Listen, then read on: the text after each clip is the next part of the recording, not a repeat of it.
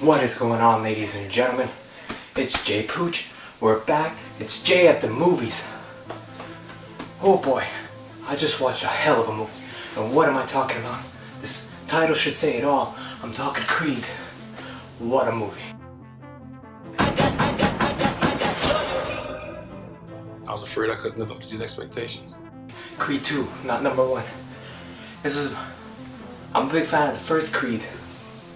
And I thought they did a fantastic job with that movie in creating Michael B. Jordan's character, his own story that could be told at some point without Rocky. I felt the first movie did that. They did that correctly. I was surprised to see in the second one and this one. Rocky's here. Sylvester Stallone has a big part. He's a big part of this movie. So I was kind of shocked to see that, but at the same time, not disappointed. He nailed it. Let's get this out of the way. Every single actor in this film was perfect. Everyone brought their A game. This film felt huge. This didn't feel like just another sports kind of movie where it's like, here you go, here's your sports movie, hope you enjoy. This is classic Rocky. This is classic storytelling. This has heart, emotion. It's funny. Hell, it almost gets you in tears sometimes. That's how good it is. It's one of those films where you go in there with almost not knowing what to expect, but blows out of the water. I'm telling you right now, 8.5 on 10. That's being honest. This film, incredible. I didn't even get through the review and why. I'm just telling you straight off the bat, 8.5 on 10. So what about this movie? First, Michael B. Jordan. Wow. Let's get the physique out of the way. He looked incredible. For anyone who's in fitness, bodybuilding, powerlifting, boxing, training, anything in general, you will know that was top A physical condition, and that looked legit. I believed it. For someone who watches the sport of mixed martial arts, you want to see something that looks kind of legit, and not something that's a little bit like too fake. So Michael B. Jordan looked the role for what you would expect as Creed's son to look like. But his performance, it tops any of that nonsense. His performance was on the money. He was aggressive. He was emotional. You believed everything that was going through, especially when he was taking those shots in the matchup against Ivan Drago, Ivan Drago Jr. You felt it with him because you, first of all, took the ride in Creed 1 with him and Sylvester Stallone. Here comes the second film, and you know what this guy's been through, and to see the kind of savagery, to see the recovery process that it takes for him to get back to a place where he feels comfortable, that he wants to fight. That is another aspect in general that deserves a hand, because that is incredible. Most sports films or most boxing or mixed martial arts films don't get that these days. They just get the guy on his high, then he gets hurt, and then boom, we skip past the whole process of how hard is it? How long does it actually take? Like, how does that work in the psyche? How does that work with the body? You're on that journey with him, you believe it, and to see Rocky's progression from having cancer in the first film to now battling it into being, basically he's retired. You could tell he's retired. He's got the gut going, he's chilling out and everything, but he's training.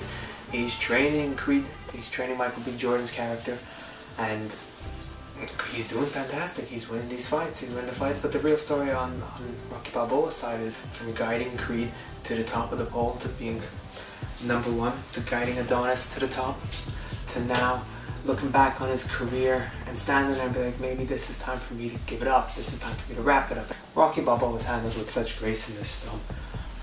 His character, he's there to help Adonis Creed go from the bottom to basically to the top, to being now the official world heavyweight champion, to being on top of the top. And then here comes Ivan Drago, and it takes him back. Situation would happen in the Rocky series where Ivan Drago was responsible for the death of Apollo Creed, for the death of Adonis' Creed father. It's an underlying story is what I'm trying to say. With the post that Sylvester Stallone posted as of today, which is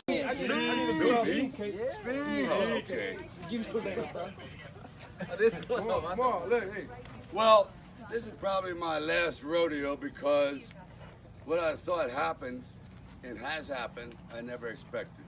I thought Rocky was over in 2006, and I was very happy with that. And then all of a sudden, this young man presented himself, and the whole story changed.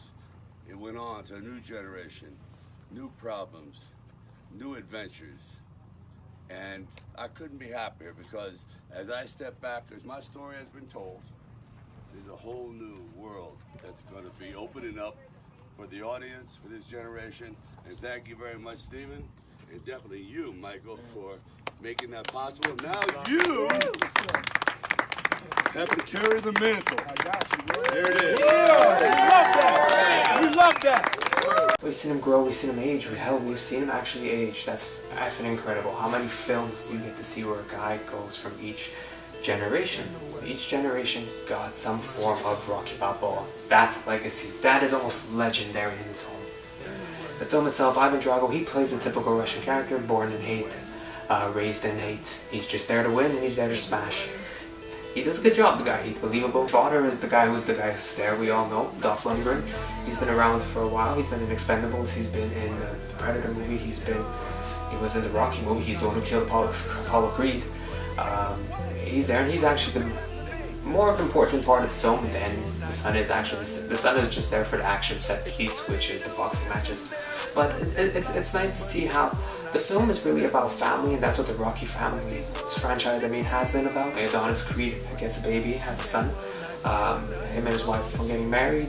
Rocky is questioning, who do you got without me? Where's your family? And Rocky's been a guy who's all been about family throughout all 6 of his films, where all he spoke about it was his love for Adrian, how he had a child, Robert, and how much he misses Robert, and that tackles with that issue in this film.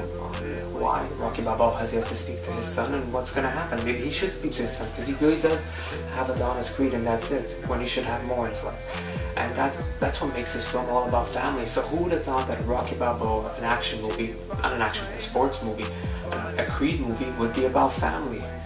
Unless it's the Fast and Furious franchise, which is somehow always about family. But this film presents family, it's a great view, and it makes it so important to the story, and it actually gives it some love, it gives it some light. It's not just your typical boxing or sports film.